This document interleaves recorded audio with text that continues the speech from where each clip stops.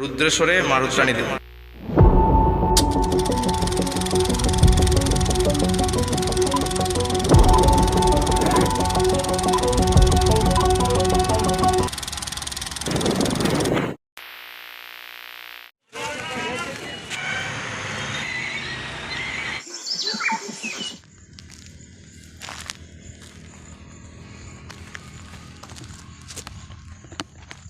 ইয়ো তো হ্যালো বন্ধুরা, কেমন আছো সবাই? সবাইকে স্বাগতম আবার একটি নতুন ব্লগে। তোমরা ভাবছো যে এত সকাল সকাল কোথায় আমি বেরিয়ে পড়েছি আবার।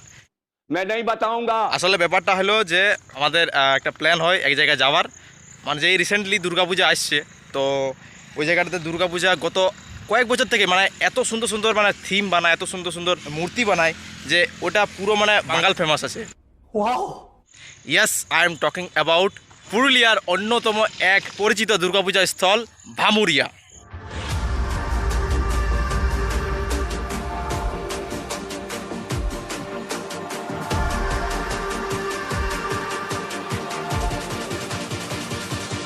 আর এই ব্লগে আমার সাথে থাকছে আমার একটা অন্যতম কাছের বন্ধু বিজয় কুইরি।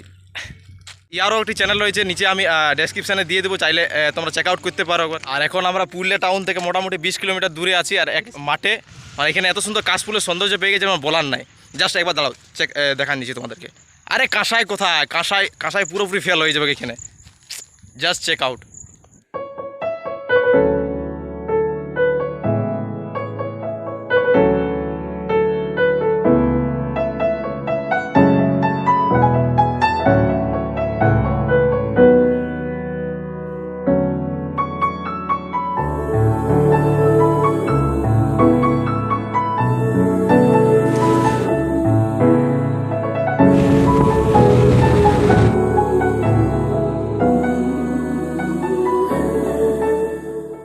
তো শেষ পর্যন্ত পৌঁছালাম ভামুরিয়া। এখন ভামুরিয়ার যে মেন কার্যালয় আছে, কার্যালয়ের সামনে এইটা দিয়ে আস্তে আস্তে একটা বট গাছ আছে, এখানে বট গাছের ছায়া দাঁড়ায় আছি আমরা। আচ্ছা, আর এই তো যে মন্দির, দুর্গা মন্দির এখানে আছে, ভেতরে ঢুকবো কিছুক্ষণের মধ্যেই। তো তার আগে বলে দিই, যে পুরুলিয়া থেকে আমাদের সময় লাগলো এখানে মোটামুটি 1.5 ঘন্টা মতন সময় লাগলো। আর ওই গুগল ম্যাপও সামথিং ওইরকম কিছু দেখাচ্ছিল। টোটাল ডিস্টেন্স হচ্ছে 62 কিলোমিটার, আর মাঝে আরও কিছু জায়গায় আমরা দাঁড়াইছিলাম, তো সেই জন্য আর একটু এক্সট্রা লাগলো, নাহলে অবশ্য জলদি হয়ে যেত। আর এইবারে আমাদের যে এখানে ভামুরিয়ার যে দুর্গা মন্দিরে যে বাতানেশ্বর দুর্গা কমিটি যে থিমটা রয়েছে সেটা আছে রুদ্রেশ্বরী মা রুদ্রাণী দেবী। এই আছে ভামুরিয়া যে বাতানেশ্বর যে দুর্গাপূজা যে কমিটির যে কার্যালয়, সেটা এখানে আছে। আর যে মেন গেট এইটা, এখান থেকে একদম পুরো শুরু হবে পুরো প্যান্ডেল। এখন থেকে দেখছো যে কাজ শুরু হয়ে যাচ্ছে। ভেতরে যাবো অবশ্য, যে সব কিছু দেখাবো, যে দাদাগুলো কাজ করছে তাদের সাথে 2-1 কথা বলবো। আর যে কার্যালয় অফিসে যে তাদের ক্লাবের সদস্য পায়, তাহলে তাদের সাথেও কথা বলে দেখবো যে কি। দেখো, শুভ সূচনা 24শে বাংলা ভোটে 24শে আষাঢ়, তারপরে আছে 9 জুলাই 2022 শনিবার, উল্টো রথের মহেন্দ্রক্ষণে। যাই হোক, বাংলা ভালোই পড়তে পারছি। আচ্ছা, যদি ভামুরিয়া সম্পর্কে যদি আমি বলতে যাই, তো মানে কয়েক বছর থেকে দুর্গাপূজার এখন সেরা যে জায়গা নিয়েছে বলতে গেলে ভামুরিয়া বাতানেশ্বর যে দুর্গা মন্দির, তার ভিতরে ঢুকেছি। এখানে যে শিব মন্দিরটা রয়েছে আর সামনেই এই প্যান্ডেলটি তৈরি হচ্ছে, সেটা তেলেঙ্গানার যে রুদ্রেশ্বর মন্দির রয়েছে তাকে কেন্দ্র করে হচ্ছে। আর তার ভিতরে রয়েছে মা রুদ্রাণী দেবী, মানে রুদ্রেশ্বরে মা রুদ্রাণী দেবী। আর এখন দেখতে পাচ্ছে যে রীতিমতো বাঁশ টাস লাগাইনি, সব কিছু কাজটা চলছে। বল তাহলে গরমে কেমন হাল হয়েছে? গরমে একদম অবস্থা খারাপ হয়ে আছে, কি আর বলবি ভাই।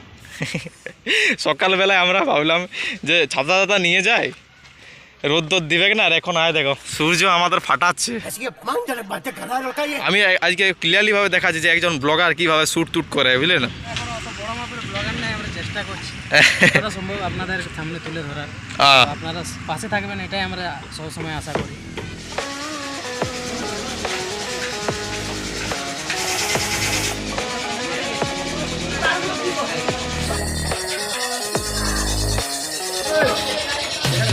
এখানে থার্মোকল কাটা দিয়েছে, কত যত্ন সহকারে কাটছে সব।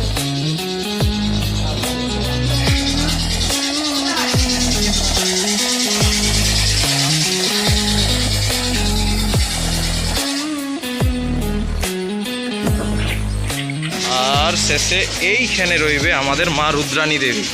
এইখানে যে দুর্গা মা, এই যে প্রতিমাটা রইবে এইখানে। যত থার্মোকলে কাটাকাটি চলছে এখানে সব আপাতত। আর এই যে মেশিন এটা দিয়ে পাম্পের দ্বারা যে কালারিং করা হয়েছে, যেমন থাম্বাগুলো কালারিং করা হচ্ছে ধীরে ধীরে। কাকা ভালো আছে তো? কোথা থেকে আসা হয়েছে? হ্যাঁ দিক থেকে নেই, বেশিরভাগই মিস্ত্রি কলকাতা সাইড দিক থেকে আসছে। এরা হচ্ছে আসল শিল্পী, একটা মন্দিরকে একদম কীভাবে মানে একদম অরিজিনালি মানে রিয়েলিস্টিক ছবি দিয়ে দিচ্ছে পুরো প্রতিচ্ছবি একদম। ভামুরিয়া দুর্গাপূজা কমিটির দিক থেকে এই যে দুর্গাপূজা যে যে প্যান্ডেলটা রয়েছে সেটা এবার 13তম, মানে 13 বছর হলো এখানে এই দুর্গাপূজা স্থাপন করা। মানে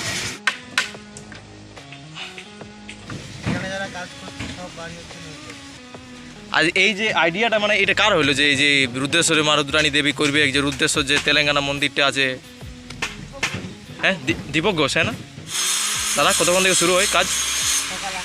সকাল 8টা থেকে প্রায় বিকাল করা বললে রাত 10টা। বাবা রে, সত্যি এই আইডিয়াটা দারুণ লাগিয়েছে, একদম ইউনিকভাবে সত্যি। এবারে আমার ফিক্স রইলো যে এখানে আসবোই। আর হ্যাঁ, আর আমি আলে তোমরাও দেখতে পাবো অবশ্যই। ভামুরিয়া বাতানেশ্বর দুর্গাপূজার যে কমিটির যে মেম্বার সদস্যগুলো রয়েছে তারা এখন বাড়ি গেছে। আর তারপরে যে এই যে শিল্পী ছিল ভামুরিয়া বাতানেশ্বর দুর্গাপূজা, যে থিমটা হচ্ছে রুদ্রেশ্বরে মা রুদ্রানী দেবী, যে থিমটা যে শিল্পী রয়েছে, যে মেন যে যার আইডিয়া এসব, তিনিও কালকে বাড়ি চলে গেছে। বলেন কি? আর আসবে আপাতত 10 তারিখ নাগাদ। তো সে কারোর সাথে সেরকম ইনফরমেশন নেওয়া হলো না, কিন্তু ব্যাপারটা হলো যে এই দাদাগুলোর সাথে গল্প করে খুবই ভালো লাগলো, খুবই ভালো বটে, কলকাতার দিক থেকে এসেছে আর খুবই ভালো এরা। আর একটা জিনিস, এই দাদাগুলোর সাথে গল্প করে আর একটা জিনিস বুঝতে পারলাম যে হয়তো শকিং হতে পারে যে এই যে প্যান্ডেলটা হচ্ছে ভামুরিয়া বাতানেশ্বর দুর্গাপূজা কমিটির যে এইখানে দুর্গাপূজা যে अबे जल्दी बोल कल सुबह पनवेल निकलना है। এই প্যান্ডেলের বাজেটটা হচ্ছে প্রায় 50 থেকে 60 লাখ টাকা। मेरे को तो ऐसा धक धक हो रहा है। मेरे को भी हो रहा देखिए। মানে বুঝছো একদম পুরো ফাটাফাটি হবে, এবারে খেলা হবে। আমাদের কারো মানে কিছু মাত্র আইডিয়া ছিল না যে এত বাজেট হতে পারে। হ্যাঁ, আমারও এটা ধারণা ছিল না। এখানে যে কাকা মানে কলকাতা থেকেই তো সবাই এসেছে বেশিরভাগ, ওরাও তো সঠিকটা জানে না। তো ওদের সঙ্গে গল্প করে আমরা যেটা জানতে পারলাম মিনিমাম 50-60 লাখ টাকা বাজেট এখানকার। আমাদের শুনে তো আমাদের চোখ কপালে উঠে গেল। ওইটাই তো। few minutes later তো এখন আমরা ভামুরিয়া বাতানেশ্বর দুর্গাপূজার যে কমিটির যে সদস্য একজন ছিল, তার সাথে, তার নাম হচ্ছে শ্রী প্রশান্ত দাস। তো তার সাথে আমরা গল্প করে বুঝতে পারলাম যে এই যে থিমটা রয়েছে রুদ্রেশ্বর মন্দির, আসলে সেটার নাম হচ্ছে রামাপ্পা মন্দির। তেলেঙ্গানার রামাপ্পা মন্দিরকে কেন্দ্র করে ওই রামাপ্পা মন্দির ইউনেস্কোর দিক থেকে স্বীকৃতি দেওয়া হয়েছে 2021-এ। আর দুর্গাপূজাকেও এবারে ইউনেস্কোর দিক থেকে স্বীকৃতি দেওয়া হয়েছে। দুটো যে ইউনেস্কোর যে স্বীকৃতি দেওয়া হয়েছে জিনিসটাকে, সেটাকে একসঙ্গে করার যে চেষ্টা একটা তুলে ধরেছে এটা। আর তাদের সাথে গল্প করে একটা জিনিস বুঝতে পারলাম যে এই যে মন্দিরটা আমরা রুদ্রেশ্বর মন্দির বলছিলাম, সেটা রুদ্রেশ্বর মন্দির নয়, আসলে সেটা হচ্ছে রামাপ্পা মন্দির। সেই রামাপ্পা মন্দিরের ভেতরে রুদ্রেশ্বর দেব থাকে, মানে আমাদের শিব বাবা থাকে। রুদ্রেশ্বর মন্দির নামও পরিচিত রামাপ্পা মন্দির। तू समझा? हाँ नहीं तू समझा नहीं। আপাতত আজকে এত দূরে কমপ্লিট করব। এই যে ভামুরিয়া যে বাতানেশ্বর দুর্গাপূজা কমিটি, এতটুকু ইনফরমেশন ছিল যে কাজ চলছে, দেখতে পাচ্ছ প্যান্ডেল শুরু করে সব কিছু আপাতত রেডি চলছে। আর আমরা এরপর নেক্সট যদি আসার প্ল্যান হলো আমাদের পঞ্চমীর দিনে, কারণ পঞ্চমীর দিন থেকে এই যে পঞ্চমীর দিনে এটা শুভ উদ্বোধন হবে। হ্যাঁ, তো ওই জন্য আমরা ভাবলাম যে পঞ্চমীর দিন একবার আসা যায় বিকেলবেলা। যদি আসি তখন আমি ইনস্টাগ্রামে তখন একটা স্টোরি দিয়ে দেবো, আর চাইলে ফলো করতে পারো @withpradeep নামে ইনস্টাগ্রাম আইডি আছে। আর এখন আপাতত যে গরম, মাথা খারাপ গরম। আর সকাল থেকে মানে কি বলবো, আমরা বাড়ি থেকে একটু খাবার দাবার কিছু খেয়ে বেরিয়েছি। এত গরম আমাদের কোনো ভাবনাই ছিল না যে এত গরম হতে পারে।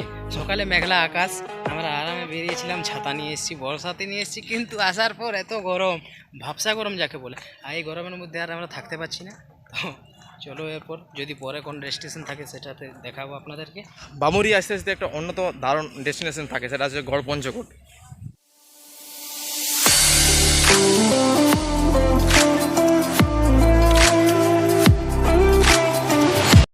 চলো তোমাদের এই শখটাও পূরণ করে দিব নাকি, গড় পঞ্চকোটে ঘুরা দিই কি।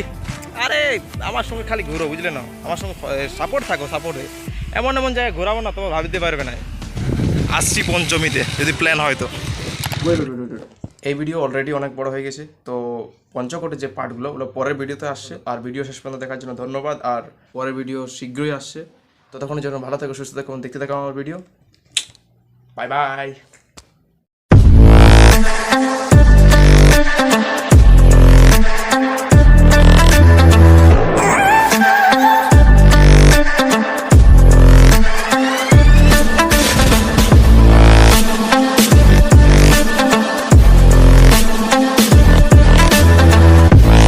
এভরিওয়্যার। এখানে ঝুড়ে বহুত কাজ কর্ম হয়। আর ঝুড়ের এই গুন্ডা আছে এইগুলা, ঝুড়ের গুন্ডা, ঝুড়গুন্ডা। ঝুড়গুন্ডা।